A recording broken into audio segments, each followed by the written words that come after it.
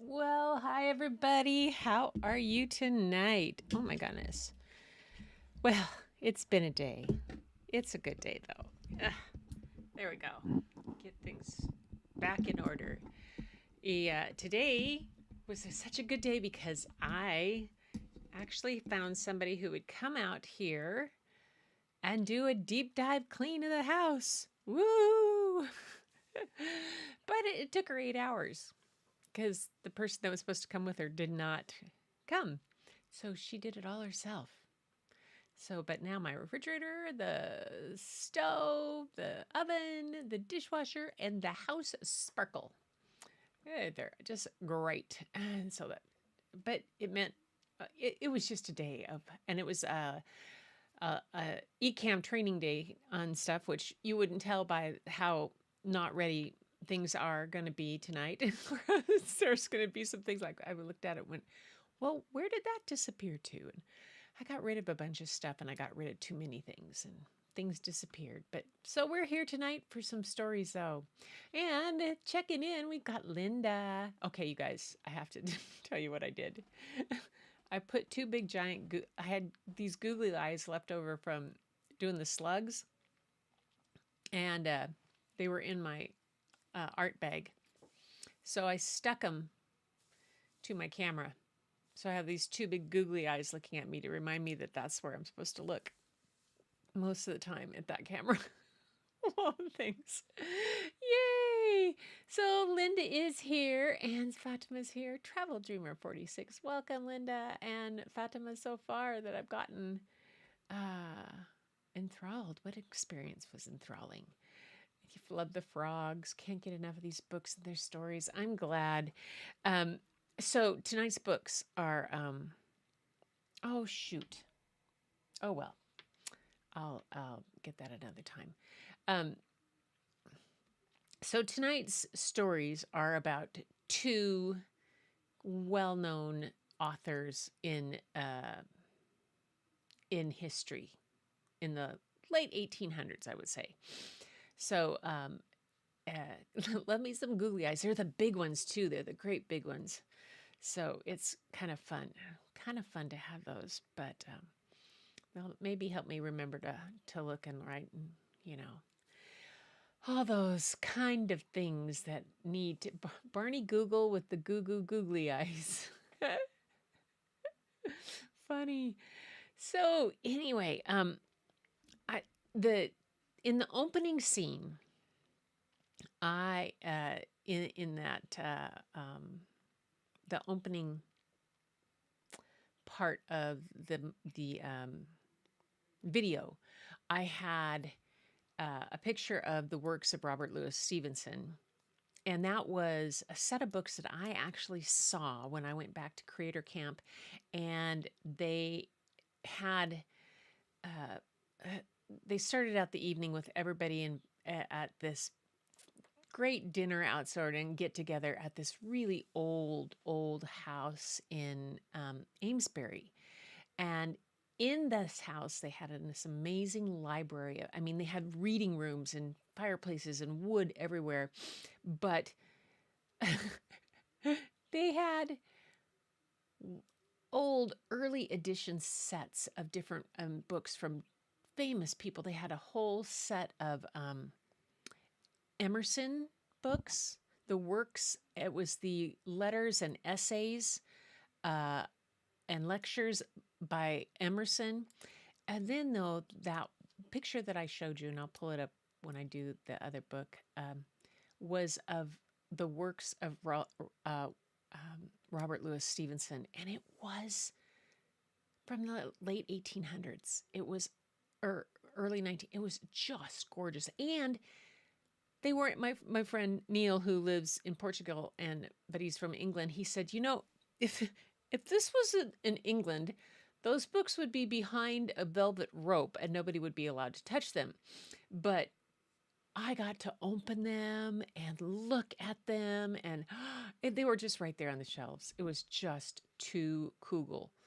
Yes, it was a reader's dream. It had all these cool old fireplaces. It was pretty amazing. So tonight I have two books because there were some books by the first in this place by the first author. And then there was the Stevenson book. So I can't remember if I read this first one to you one time, but I don't think I did. But it's well worth it. Again, the author that I'm going to, the first one is Emily Dickenson. And the book is called Emily Writes, and it's by Emily Dickenson and Her Poetic Beginnings. Again, I'm sticking with that Jane Yolen theme. And this time, though, it's a different illustrator.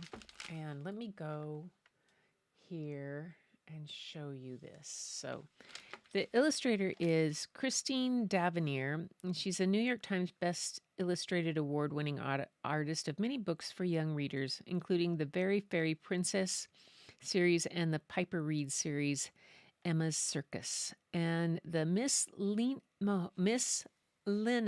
Ballerinas books. And she lives in Paris with her family.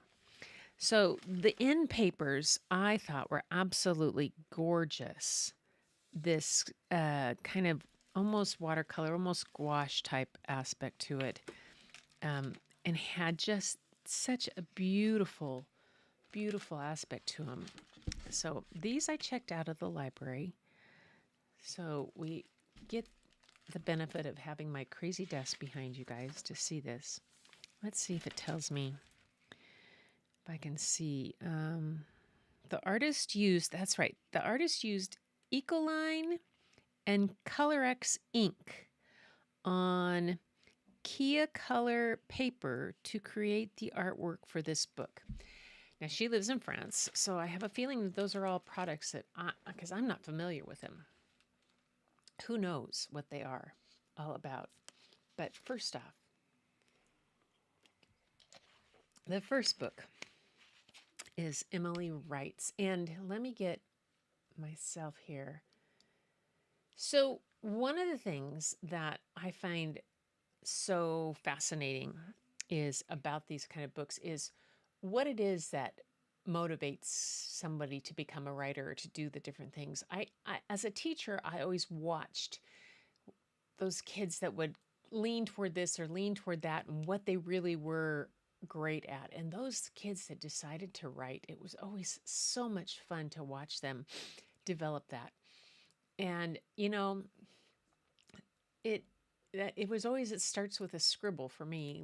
Bryn used to do this when she was really little. She would, it was funny because I had a book for her, a sticker book. And from the time she was like 3, and she would put stickers in, and then she would tell me the story of that sticker, and I would write it for her, just like she said. And then when Bob came home, she would read the story that she wrote from the time she was 3. And it was just so fun to see. Hey, there's Larry. Hi, nice to have you here. Just in time for the first of 2 books about amazing writers. So here we go. Emily Writes by Jane Yolen and illustrated by Christine Davenier.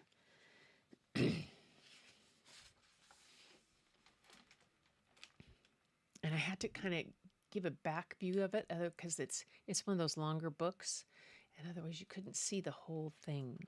Spring, 1834, Amherst, Massachusetts. Little Emily tiptoes into Father's study, being as quiet as dust. She discovers a scrap of paper under Father's desk, some chance slip. It is the back of one of his legal letters, discarded, for he is done with it. She finds a gnawed pencil stub, too, on the floor near the basket. Perhaps, she thinks, I will make a poem. Her brother Austin knows lots of poems. She finds yet another piece of paper, this time in the basket. She likes it even better than the first, for it has numbers on it. Checking to see if Father notices, she picks that paper out, turning it around until it fits neatly under her hand.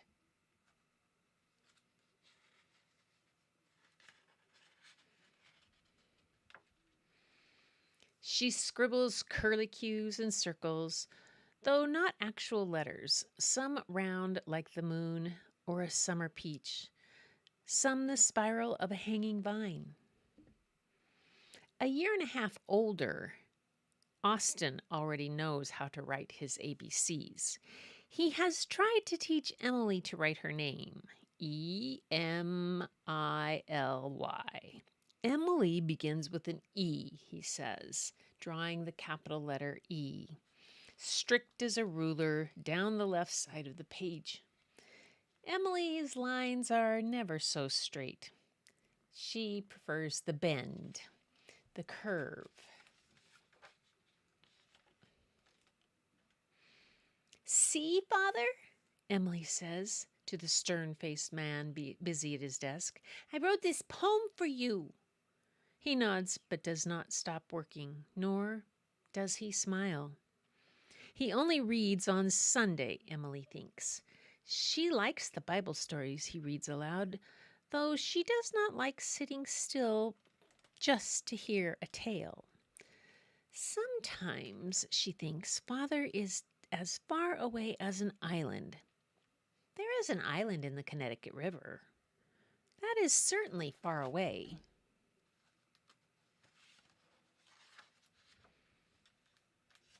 Emily takes her sheet of paper with its poem into the bustling kitchen. I wrote a poem, she says. Mrs. Mack studies the paper with great care. What does it say? She asks. I don't have my glasses. Emily giggles and points. The glasses are on top of Mrs. Mack's head. Oh, those aren't my poetry glasses, says Mrs. Mack. Those are my cooking glasses.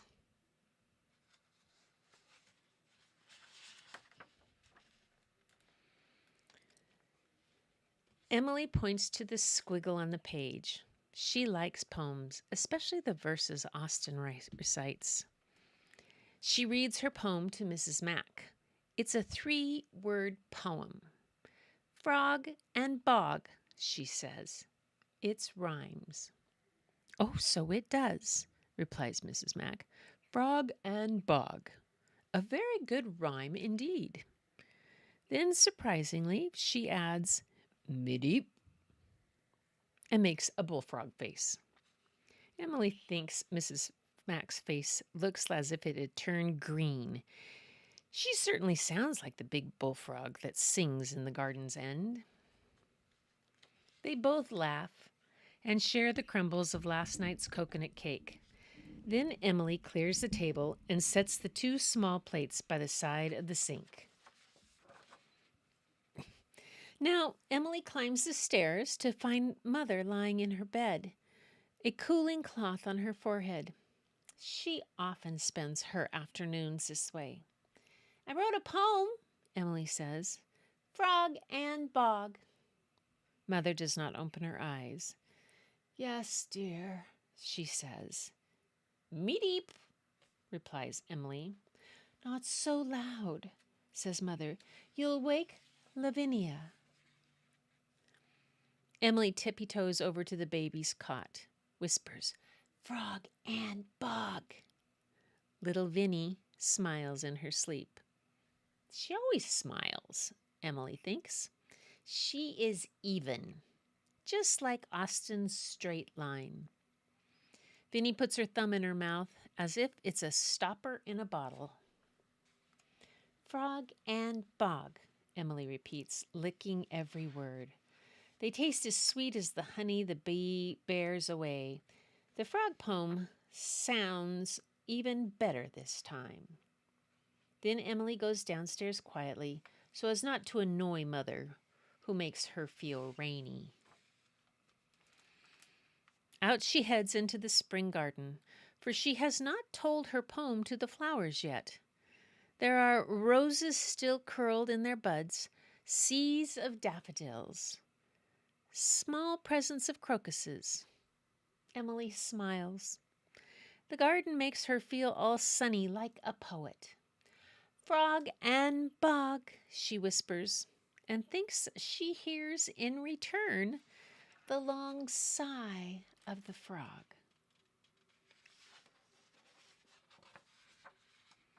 She puts the poem under a rock and goes looking for the real frog she heard in the night. There is no bog in Amherst, but there are plenty of springs. She thinks about the real and the unreal. Perhaps poems are an in-between, just as she is in between Austin and Vinny. Then she goes back into the house and finds another chance slip. This one is an envelope with writing in it. When she carefully opens it, lifting the flap, it looks just like a house. Envelope, she says out loud. She tries to think what rhymes with it and cannot. Mrs. Mack is still in the kitchen, so Emily goes in to ask. She holds up the envelope and says, "What rhymes with this?" Mrs. Mack takes the envelope and places it next to her ear, as if she's listening to what the paper has to tell her. At last she says, "Hope, my dear girl. That's the best rhyme for envelope. Though in a pinch you might try cope or lope or perhaps soap. But what you shall make of all those rhymes, I haven't any idea." Then they sit down to share a fresh baked donut. "Hope," says Emily a bit dreamily as she bites into her bit. "Yum," she mumbles. "I had hoped for that."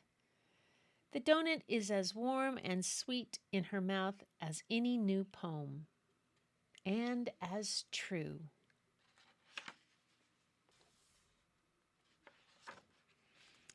And then it says there's a whole lot that the author's note has here. Let me prop it up so I can actually see it. She says it will take 40 more years and many chance slips before Emily Dickenson actually writes the envelope poem. That poem was written on a cut apart and opened up envelope. She turned the paper until the point of the flap at the top looked like the attic of a house a child might draw. Her pencil scratched words into the peak. "The way hope builds his house." In her lifetime, Emily Dickenson had fewer than a dozen poems published. In her lifetime, fewer than a dozen. Most of the rest she sent to family and friends. Today, more than 100 years after her death, she is America's most famous female poet, and her poems are known throughout the world. There have been plays and movies about her life, and her poems have been set to music and put into well-illustrated books. As she grew older, Emily would take long walks with her big brother, or with her big Newfoundland dog, Carlo, who she also called her shaggy ally. Every once in a while, she would stop and take out some pieces of paper from her pocket. Old bills, bits of stationery pinned together, invitations, brown paper bags. Anything would do, and she would begin to scribble. Not curlicues and circles. Instead, she scribbled words, lines, whole poems. She wrote some of these poems on the back side of the chocolate Meniere wrapper, bargain flyers from the drugstore, a recipe for Kate's Donuts. Whole verses were set down on a program for a musical event, a discarded draft of a legal note from her father's office. The middle child of three, Emily lived from 1830 to 1886, most of that time in Homestead, the Dickenson house in Amherst, Massachusetts. She never married. When she died at the age of 55, her sister Lavinia found nearly 1,800 poems hidden away in drawers and trunks. Even more were found later, poems she had mailed to special friends, often within the body of a letter. These included poems sent to her brother's wife, Susan, who lived next door, or as Emily wrote, a hedge away. With the enormous help of Austen's good friend, Mabel Loomis Todd, and later with Austen's wife, Susan Dickinson, Lavinia managed to get volumes of Emily's works published. After Vinnie died, Austen and Susan's daughter Martha took on the task of making certain Emily's work was properly seen by the world. We know very little about Emily as a child. She was clearly bright and loved to read. She was lucky enough to live in a town that allowed girls to be schooled alongside the boys. It was not so everywhere. Now get this. This is just an amazing fact. Just across the Connecticut River from Amherst, in Hatfield, Massachusetts, for example, a girl who wanted an education, like Sophia Smith, who later founded Smith College, had to sit on the steps of the schoolhouse and listen to the boys inside. It says, while so far no concrete information exists on Emily's relationship as a young girl with Mrs. Mack, it is likely that they saw each other often and that Mary Ellie Mack of the adults in the household would have had the time and energy to give the engaging girl and a delightful young poet some attention. Apparently, it was that the family had lost the home, went bankrupt, and lost the home, and Mrs. Mack, her family, bought it. And the Dickinsons moved into one wing, and the Macks were in the other one. And then when the parents passed away, and the Macks passed away, Emily, the family bought it back, and Emily lived there till she died. I thought it was really fascinating. So that, it had a little bit, like things, I know, so much of her work. And the other thing, one other page it had back here, had the beginning of some of her poems. These poems are excerpted from 3 volumes, like I'm nobody. Who are you? Are you nobody too? Then there's a pair of us, don't tell. They'll banish us, you know. And that's, these are all excerpts, part of the poem. How dreary to be somebody, how public like a frog. To tell your name the livelong day to an admiring bog. She wrote that one, I think in 1891 or so.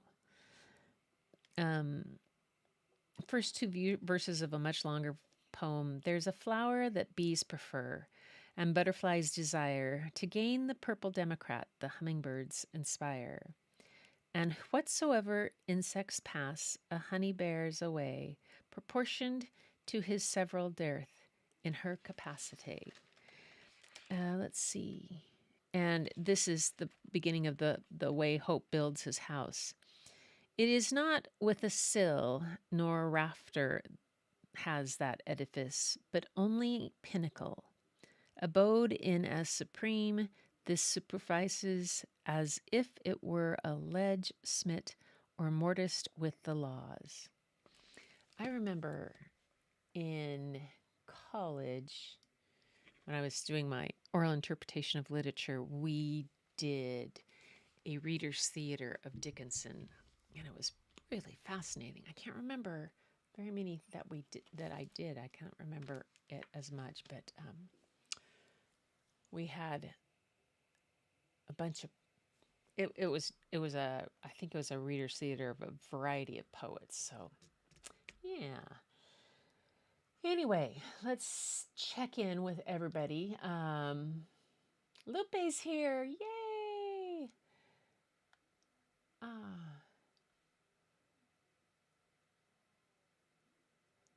Well, actually, the works of Dickinson have been published. So they did get that. Her sister got a lot of them published, but it was all after her death. I mean, fewer than a dozen had been published before her death. It's just amazing. And now she's, you know, number one American poet, a female American poet is of all.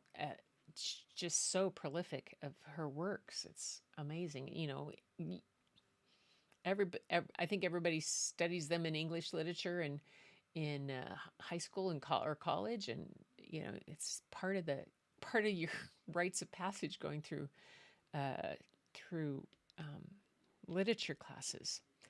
And speaking of that, just like that transition, you guys. So the next book is about another one that is considered some of this his works would be the pieces that we would have read if you took a classic uh, uh, literature class studying the classics. Let me see if I can pull up this this picture to pull in here and show you. Where did I do it? Don't I have it? I put it there. Where did I do it? Oh, I know where I put it. I put it. Hang on. Downloads. Hang on. Downloads. Here. Oh, nope. That's not what I want to do. I have a picture to show you if I can find it, what I just did with it. There we go.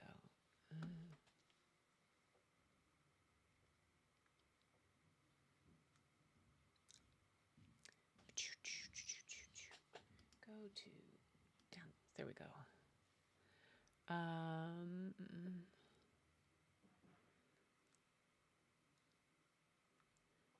thought I pulled that picture in someplace. Well, fiddle. Hang on. Okay. Give me half a second. Talk amongst yourselves. I'll get it up there.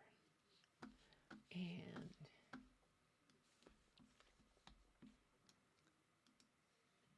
there.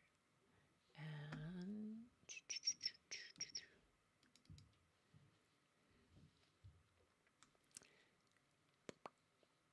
uploads. Where'd it go? There it go. Okay. Here we go. There we go. Share, download, JPEG, and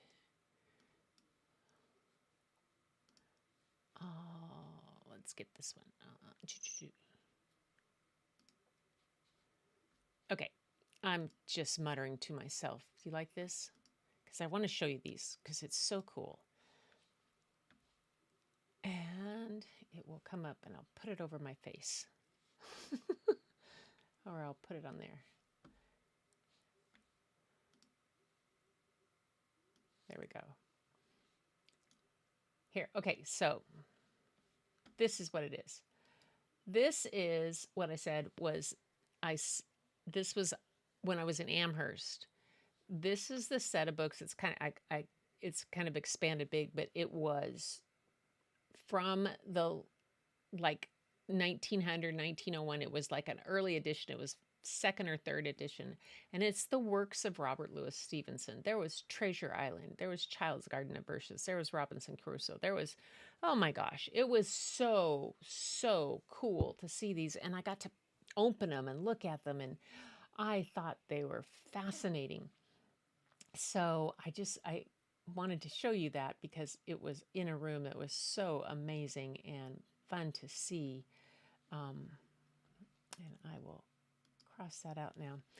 But so this next book is about Robert Louis Stevenson, and it's called Smout and the Lighthouse, which I did not know that the name Smout is a Scottish name for children, that they use for children. So he came from a long family of engineers. So his grandfather, Robert, father Thomas, and uncles and cousins designed bridges, railroads, and major roads, but were most famous for their lighthouses. Stevenson lighthouses stood tall along rocky coastlines and islands throughout the Atlantic and Pacific Oceans. Whenever I smell water, Lewis wrote, I know I'm not far from one of the works of my ancestors. So this is Smout and the Lighthouse, a story of Robert Louis Stevenson. And the illustrations in this book are done via collage. So the illustrator is Lindsay Robert Rain, and she enjoys cutting out and playing with paper to make her multi-layered illustrations. She lived on a boat for many years and longs to own one again someday. She admires lighthouses and the people who made them. Her first career was in theater, and she now lives in Cambridge, England, with her husband and their dogs. And then it's written with Jane Yolen, and she partnered with John Patrick Pardozia. He's a poet and literary critic, and he often walked or runs along the coast in Scotland, losing count of the ways as he daydreamed about stories. He now lives in Tokyo. So Jane Yolen collaborated with these people, and this is this beautiful book, Smout and the Lighthouse, a story of Robert Louis Stevenson.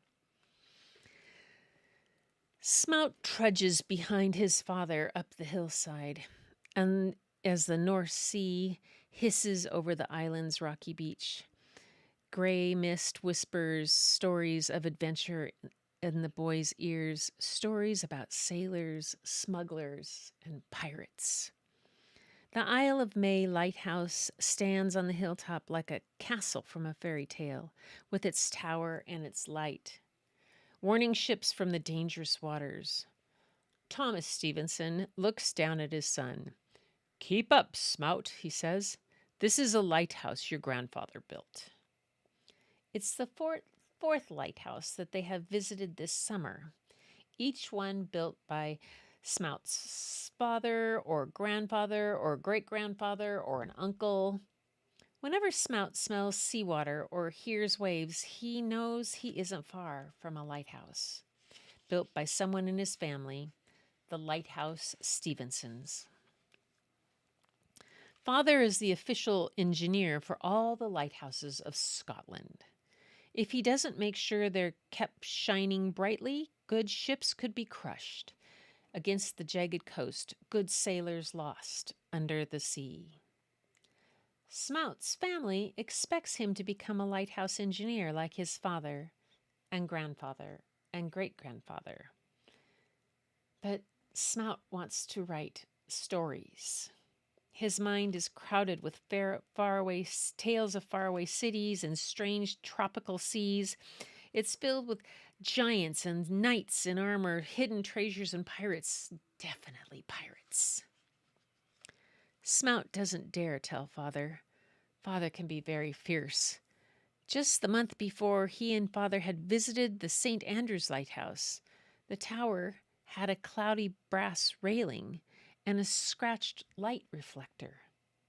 Father had shouted at the lighthouse keeper while the poor man nearly drowned in perspiration, saying, "If a light is not more than middling good, it will be radically bad.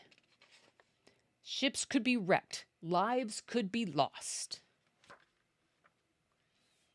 Suddenly, Smout realizes Father is talking to him here and now. "Keep up, Lewis. Lighthouse Stevensons do not dawdle." The use of Smout's real name instead of his nickname means Father is losing patience. So Lewis runs forward and puts his hand in Father's. Like a small boat in the wake of a tall ship, Smout bobs after Father, and he tries. He really tries to keep up. But all the while, Smout thinks about the ships wrecked against hidden reefs, torn apart by stormy weather, and as he thinks, a story begins in his head. Storm winds beat the waves to a frenzy. The ship ran hard against the rocks and broke and sank, but the cabin boy washes to the shore, wet as a ship's rat, more dead than alive. Smout drops his father's hand. He no longer keeps up. His steps grow slower. His mind floods with stories. He can almost hear the ship breaking. He can almost see the cabin boy swimming. The cabin boy lived on an island for months. He pulled handfuls of shellfish from the tide pools, slurping them raw from their shells. He caught silverfish, more useful than silver coins. His clothes grew ragged and torn. Grandfather's lighthouse looms above them, tall, upright, stern, like grandfather, like father. The lighthouse keepers stand in attention to welcome them. Now then, Louis, look here. Father points to the sea below. Lighthouse Stevensons need to be able to read the sea. Watching the waves will tell you everything you should know about the coastline. How many waves run over the reef in half a minute? Count them while I speak to the keepers. Father walks into the lighthouse. Smout sits down on the cold, damp stone and tries to count the waves. 1, 2, 3, he whispers to himself. 19, 20, or is it 17, 18? He has already lost count. His story is much more interesting than the waves. Every day the cabin boy climbed to the hilltop to stare over the bright water until his eyes ached, wondering if he would ever get home. But then at last he saw a ship. It has red sails and a black flag. Pirates. So how many waves in a half a minute? Father has finished with the keepers. He stands above Smout, holding his pocket watch. Smout stares hopelessly at the waves. 19? No, Father sounds fierce now. He points again. Louis, see that big wave? Follow it. Use the eyes God has given you. Watch it break on that rock. Now, if you were to use Mr. Noble's dynamite on that boulder, what would happen? I don't know, Smout whispers. He really doesn't know. You should know, Louis, Father says. A Lighthouse Stevenson needs to know. Smout's nose has begun to run. He wipes it on the sleeve of his sweater. Father sighs. He reaches into his pocket, handing Smout a clean white handkerchief. Smout, he says, if you don't know these things, how will you ever build lighthouses? I'm trying to teach you just as my father taught me. Smout stares at his tall, strong-faced, fearless father. The long shadow of the lighthouse covers them. He feels like the cabin boy staring at the pirate captain. He blurts out, Didn't Grandfather ever tell you any stories about pirates? About pirates? Father looks up at Grandfather's lighthouse. Then he looks back at Smout, who is clutching the now grubby handkerchief. Father sighs, sits down in the grass. Something like a friendly silence suddenly lies between them. Once upon a time, hundreds of years ago, Father begins, before you or I or lighthouses, a wise man hung a large brass bell on a tall rock in dangerous waters to ring out warnings on dark nights and in dark storms. Sailors called it Bell Rock and thanked that wise man for keeping them safe. One night, a ship with black sails drew alongside the rock, a pirate ship with the dread Sir Ralph the Rover as captain. He wanted the fine brass bell for himself, so he leaned out from his ship and cut down the bell. The pirates sailed away with the bell below deck. That very night, a terrible storm spread along the coast, and the pirates were blown off course, back to the tall rock, but there was no bell to warn them. And the pirate ship struck the bell rock with a terrible crash. Below deck, the bell tolled once, and the pirate ship sank beneath the sea with all her crew. Truly, Father? Smout asks. Father says, truly. But the waters around Bell Rock are safe now, all because your grandfather built a fine lighthouse where the brass bell had hung. Smout slips his thin hand into Father's strong one. I want to write stories like that. Stories about pirates and lighthouses, he added. Father smiled. So did I when I was your age, and I still love stories. But, Louis, at least try to learn about lighthouses. You are a Stevenson, you know. I know, Father, says Smout, and I will try. Then the pirate captain and the cabin boy walked down the long hill to the shore together, where their boat waited, rocking on the uncountable waves. And he goes on and says, the Stevensons created lighting technologies that made lighthouses shine brighter and ships safer. They found ways to keep lighthouses in Japan standing during earthquakes. They regularly inspected the Scottish lighthouses. It was hard, important work.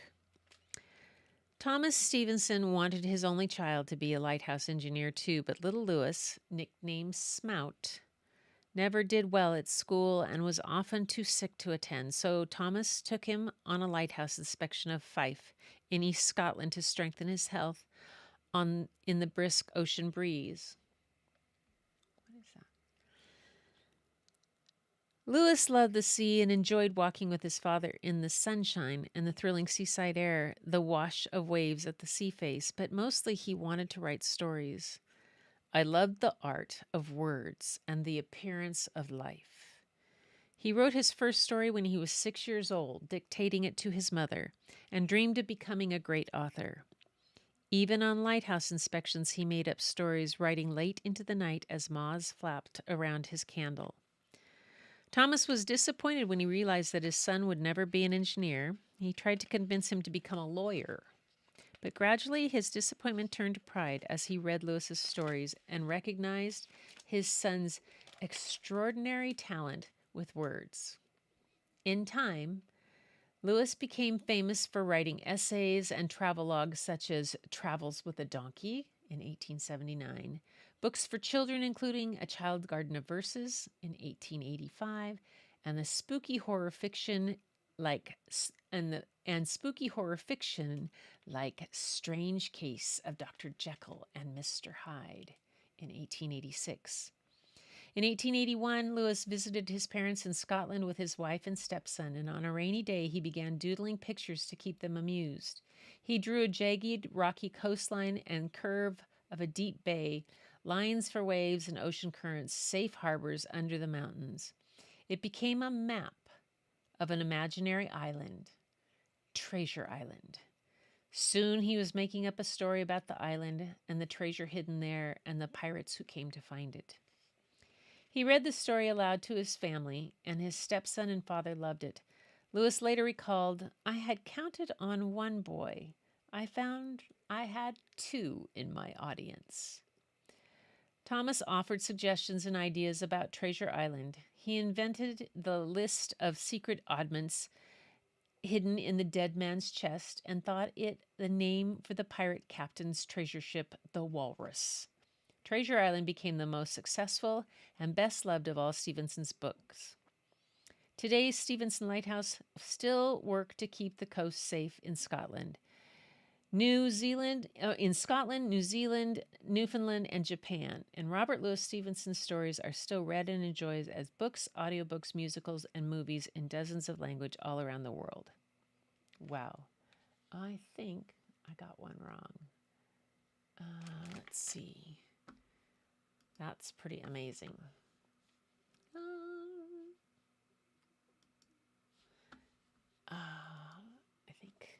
think I misspoke on something.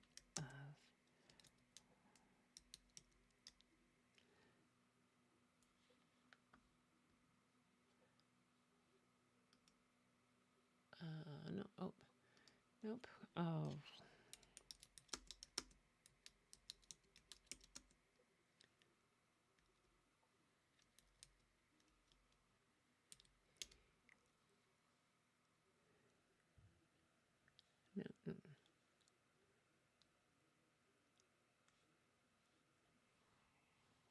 No. No. That's not. What is this?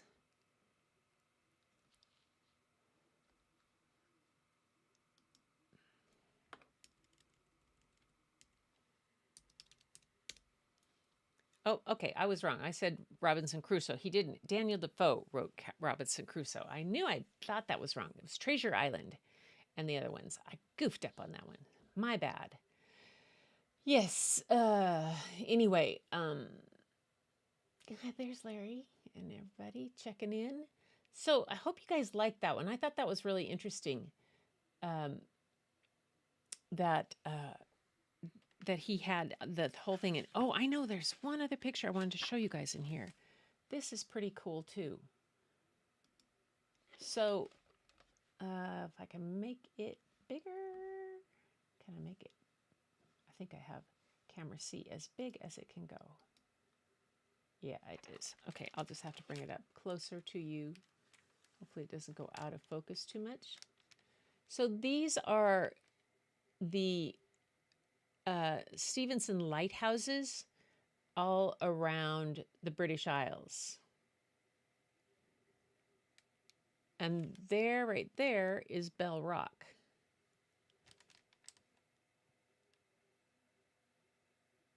That is just fascinating. The Mull of Galway, the Calf of Man, Point of Ayr, Barrahead, Cape Wrath. I've seen pictures of Cape Wrath out on Isle of Skye. Dunelhead. I think this is in the Outer Hebrides out here. Sunbury Point. So cool. Imagine. And then they in New Zealand and Japan. What a legacy. What an amazing legacy. So, Texas for me. The antelope hopes to eat an envelope. Antelope envelope. Well, you know, probably hadn't seen a lot of antelope back then. Although, well, oh no, because they were in the United States on the East Coast. I was going to say if there was. Yay. Great. I'm glad you liked it. Yeah. Angie says hi. Hi, Angie. I like the lighthouse illustration. I know they're just really beautiful. And the way they're all done, this is all done in collage with cut paper and whatnot.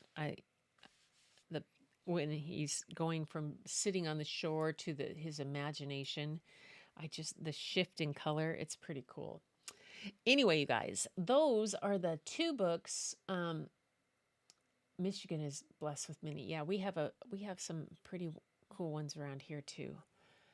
And let's see what else. Books by who remembers? Does anybody remember any books by Stevenson that they read? Kidnapped, Travels with a Donkey. There's Poems, Heather Ale. I haven't seen that one.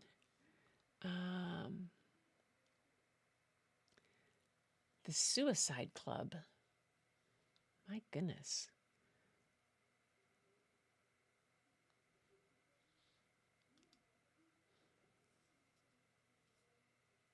And his famous quote is, "Don't judge each day by the harvest you reap, but by the seeds that you plant." So he had best known for Treasure Island, Dr. Jekyll and Mr. Hyde, Kidnapped, and A Child's Garden of Verses. The Suicide Club I haven't seen.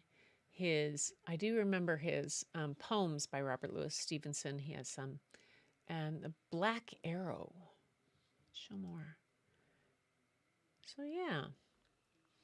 Anybody remember books that they had to read in school? I remember reading Treasure Island. And I remember reading part of Kidnapped. I think another group had Kidnapped. We had a classic book club.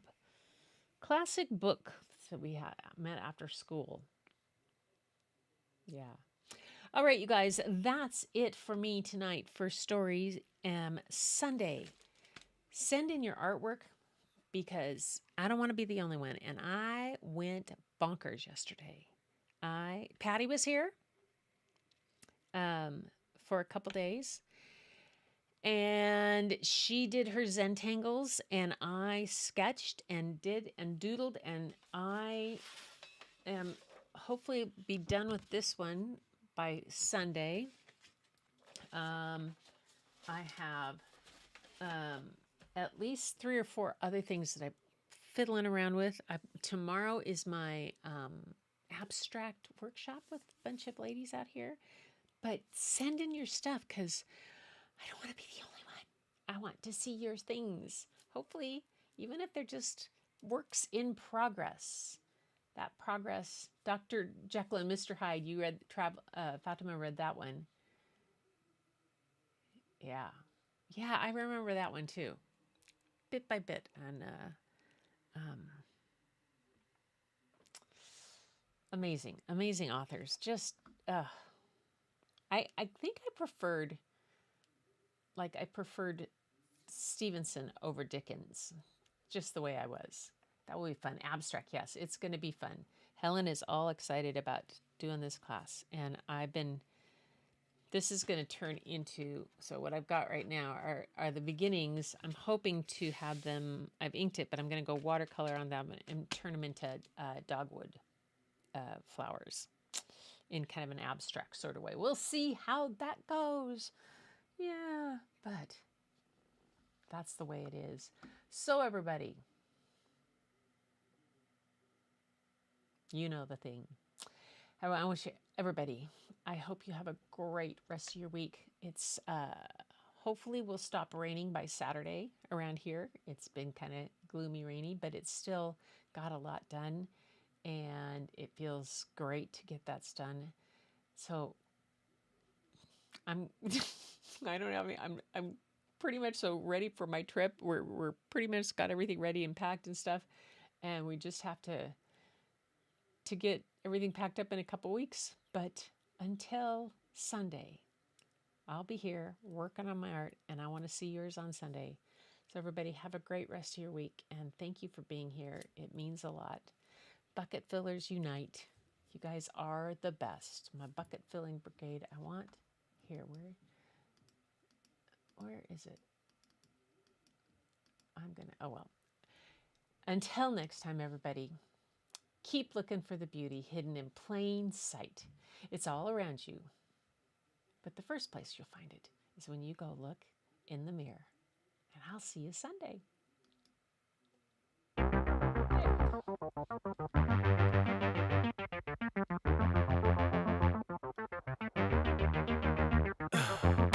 In the heat of the night, we could get lost in all the lights and sounds. Feeling alright, we won't go home, we will just stay here downtown. There's not just stars on the boulevard, they're in the light in your eyes. Oh, we don't need no black cards, I just need you by my side. Yes, the We big could tour. be shameless, famous, running cool, with a love that leaves us weightless. Ooh, drop dead gorgeous, wow. Ooh, you got me feeling starstruck too. We could be famous. You want to be famous with me. We could be famous. Come and be famous.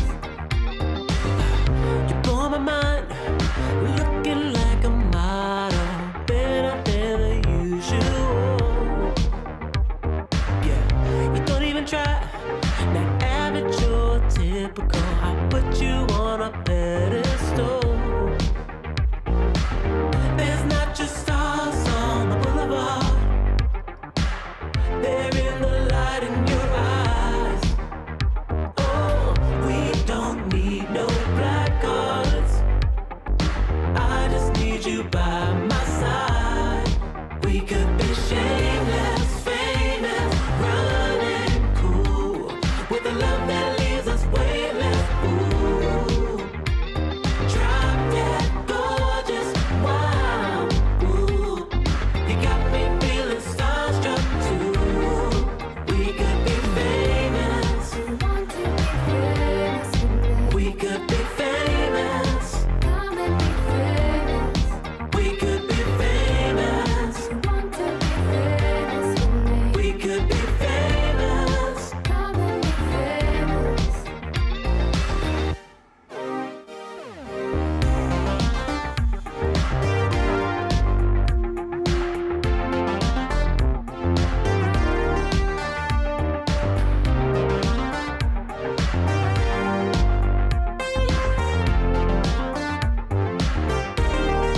We could be shameless, famous, running cool, with a love that leaves us weightless. Ooh, drop dead gorgeous, wow.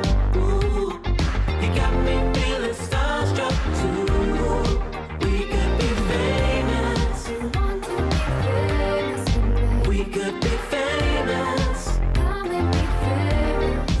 We could be famous. Want to be famous with me? We could be famous. Come and be famous.